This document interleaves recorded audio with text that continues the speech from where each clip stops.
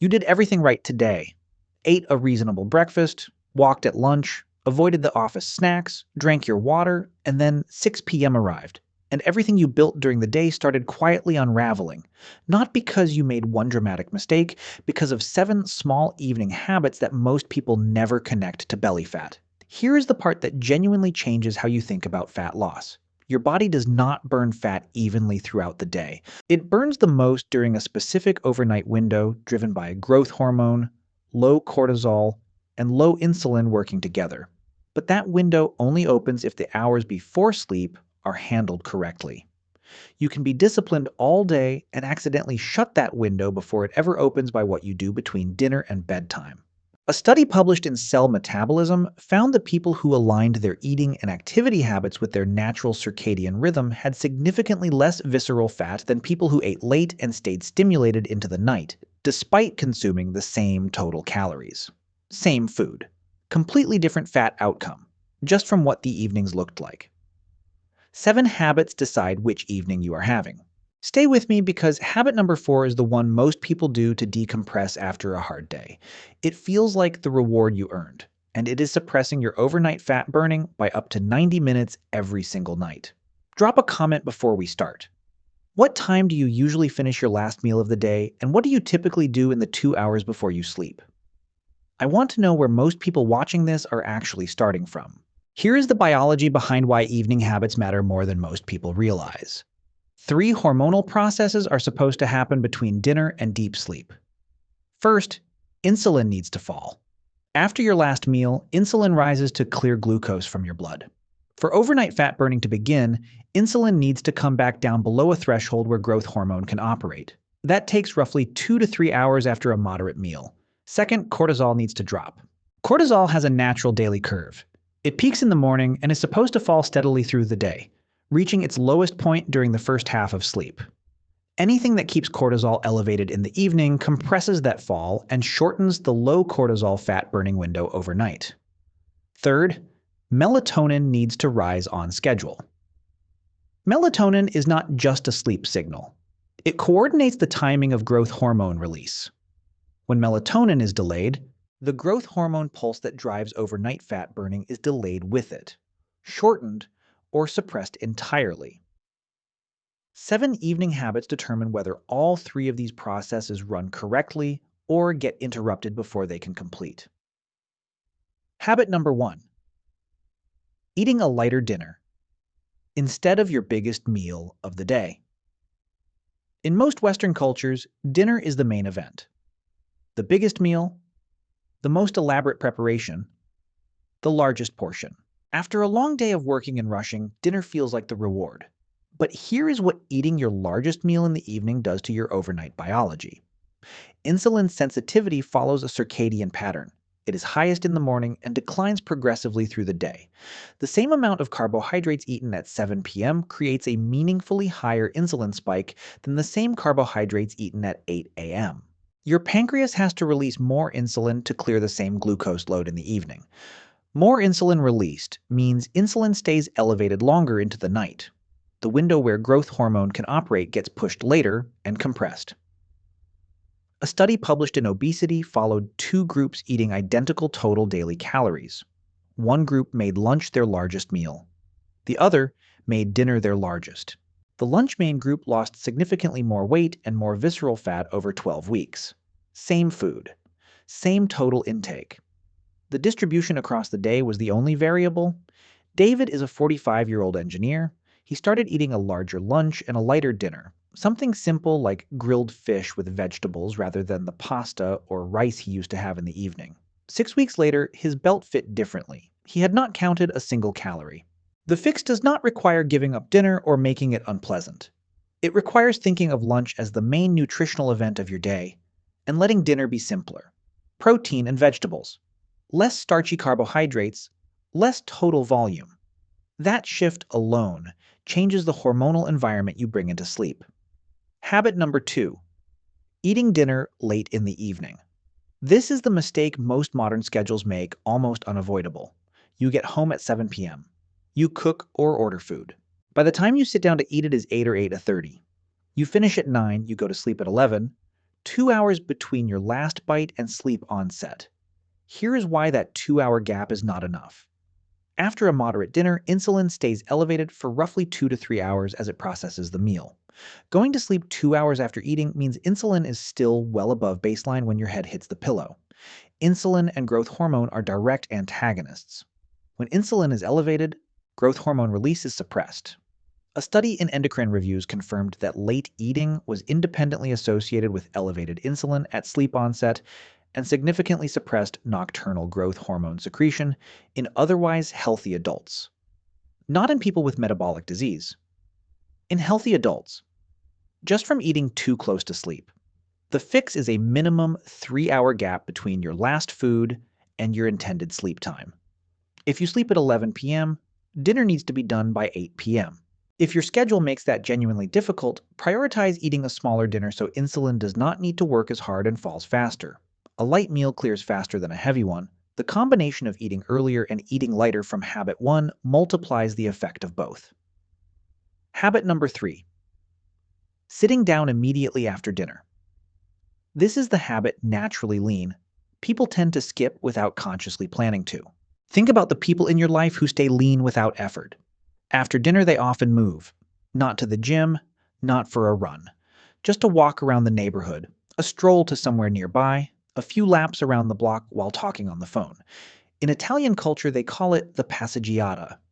In Japan, it is an after-dinner walk so common it barely gets commented on. Neither culture calls it exercise. But here is what it does to your overnight fat burning. After dinner, glucose from the meal is entering your bloodstream. Insulin is rising to clear it. If you sit still, your muscles have no demand for that glucose. Insulin has to work harder and stay elevated longer to force the glucose into storage. When you walk for 10 minutes after eating, your leg muscles activate a glucose transporter called GLUT4 that works independently of insulin. Your muscles pull glucose directly from your blood without needing insulin to do the work. Blood sugar peaks lower. Insulin rises less. Insulin falls earlier. The overnight fat-burning window opens sooner. A study published in Diabetes Care found that a 10-minute walk after dinner reduced post-meal blood sugar by 22% and meaningfully lowered overnight insulin compared to sitting after the same meal. 10 minutes, around the block. No gym clothes, no elevated heart rate required. Stack this with eating earlier from habit 2, and you are protecting the overnight window from 2 directions simultaneously. Habit number 4. Looking at screens until you fall asleep. This is the one most people will recognize and theme themselves immediately. Dinner is done. The dishes are cleared. You deserve to relax, so you settle into the couch, turn on the television, or pick up your phone. And you are there until your eyes get heavy and you finally drift off or drag yourself to bed. It feels like exactly what you earned after the day you had. But 2 things are happening to your fat burning during those hours that most people never connect to their belly. First, blue light. The screens you look at in the evening emit blue wavelength light that closely mimics the wavelength of midday sunlight. Your retina has specialized receptors that read this light and send a signal to your brain. It is still day. Do not release melatonin yet. Melatonin production is suppressed or delayed. And melatonin, as we established, coordinates the timing of your overnight growth hormone pulse. Delay melatonin, and you delay the fat-burning cascade that follows it. A study published in PNAS found that evening blue light exposure suppressed melatonin onset by 1.5 hours and meaningfully reduced slow wave sleep, the phase where growth hormone peaks. Not the amount of sleep. The quality of the most important phase. Second, stimulating content keeps cortisol elevated. Your nervous system does not distinguish between stressful news and an exciting show in terms of physiological arousal. Both keep cortisol higher than it needs to be heading into sleep. And cortisol elevated at sleep onset directly suppresses growth hormone. The fix is a firm screen cut off 60 minutes before your intended sleep time. Not when you feel tired. 60 minutes before you plan to sleep. That window gives melatonin time to begin rising naturally. It gives cortisol time to fall without the stimulation feeding it. Replace the screen time with something that does not emit blue light. Reading a physical book. Listening to calm music. A slow conversation with someone in the same room. Habit number 5. Waiting until bedtime to set up your sleep environment. This is a habit naturally lean people tend to have as a quiet preference rather than a deliberate strategy. Their bedrooms tend to be cool and dark, not just when they get into bed, from earlier in the evening. Here is why the timing matters. Your core body temperature needs to drop 1 to 2 degrees Celsius to enter deep, slow wave sleep. This is not a preference. It is a physiological requirement for the sleep phase, where growth hormone releases most abundantly. When you lower your bedroom temperature an hour or two before sleep, your body has time to begin that temperature decline before you lie down. Deep sleep onset is faster. The growth hormone pulse happens at the right time. When you only cool the room as you climb into bed, your body is starting the temperature drop process from a warm baseline. Deep sleep takes longer to reach. The fat-burning window is compressed. Darkness follows the same logic. Dimming or eliminating light in your sleeping area from an hour before sleep allows melatonin to begin rising naturally. By the time you lie down, melatonin is already climbing rather than just beginning. A study in diabetes found that sleeping in an environment cooled to 66 degrees Fahrenheit increased brown adipose tissue activity by 42%, with the effect being greater when the environment was set earlier in the evening rather than only at sleep time. The same temperature, greater fat burning effect, just from preparing the environment earlier. The fix is treating bedroom preparation as part of your evening rather than something you do at bedtime. 60 to 90 minutes before sleep, lower the thermostat. Dim or turn off lights in the bedroom. Let the environment shift before your body needs to. Habit number 6. Snacking after dinner while watching television. This is the habit that quietly cancels everything the other 5 habits are trying to create.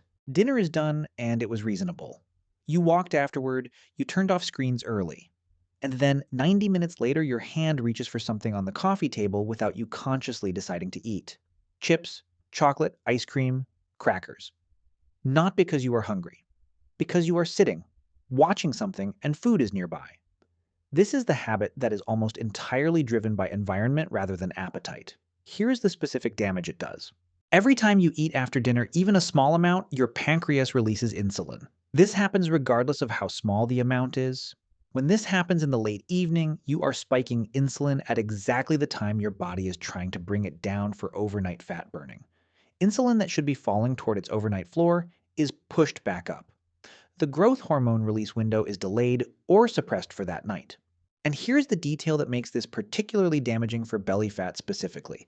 Insulin sensitivity is at its lowest point in the evening. Food eaten late creates a higher insulin response per calorie than the same food eaten earlier.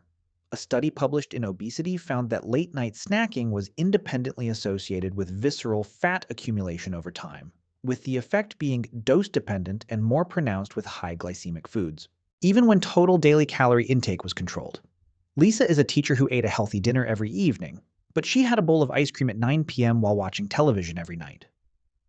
Moving that ice cream to an occasional weekend treat before 6 p.m. rather than a nightly habit at 9 was the only change she made.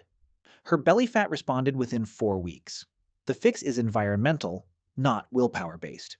Do not keep snack foods in the television room or in visible reach during the evening. Replace the snacking behavior, not just the food, with something that satisfies the oral habit without spiking insulin. Herbal tea is the most effective replacement. Warm, flavorful, something to hold and sip, and zero insulin response. Habit number 7. Going directly from activity to bed without a transition. This is the final habit, and it is the one that ties everything else together. Most people end their evening one of 2 ways. Either they watch television until they feel tired and then drag themselves to bed with their nervous system still partially engaged. Or they are doing something active or stimulating and then abruptly decide it is time to sleep and expect sleep to come quickly. Neither allows the cortisol decline that deep restorative sleep requires. Cortisol needs roughly 60 to 90 minutes to fall from its daytime levels to its nighttime floor. That fall does not happen instantly when you decide to sleep. It follows a curve that requires a period of low stimulation to complete. If you go from a stimulating activity directly to bed, cortisol is still elevated when sleep begins. Deep sleep is harder to reach. The first growth hormone pulse, the largest and most important fat-burning pulse of the night, is delayed or diminished. A 30-minute wind-down routine before sleep gives cortisol the uninterrupted time it needs to fall. A study published in Sleep Medicine Reviews found that a consistent pre-sleep wind-down routine of approximately 30 minutes significantly reduced cortisol at sleep onset, improved deep sleep quality, and was associated with higher overnight growth hormone secretion compared to participants without a transition routine. The routine does not need to be elaborate. A warm bath or shower raises your skin temperature briefly, and when you emerge, the subsequent cooling accelerates core body temperature drop and speeds deep sleep onset. Reading a physical book occupies your mind in a calm, non-stimulating way that allows cortisol to fall without boredom, pushing you toward screens. 5 minutes of the gentle stretching from the Sleep Habits video directly activates your parasympathetic nervous system.